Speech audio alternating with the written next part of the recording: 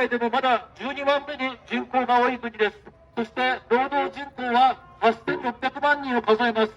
なぜ日本人を最優先に雇用したいとかということであります。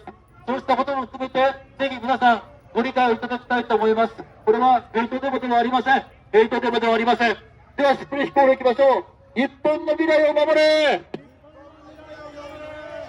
税金は子供たちのために使え。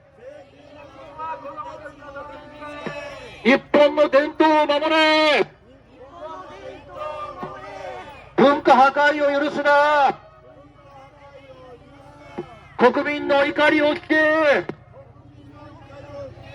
移民政策反対。売国政策反対。特区民泊やめろ。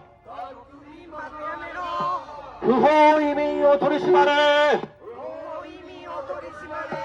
日本を植民地にするな。国民を守る政治をしろ。日本人差別やめろ。移民政策反対。売国政策反対。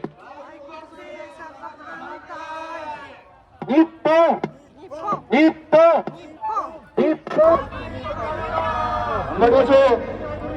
頑張りましょう。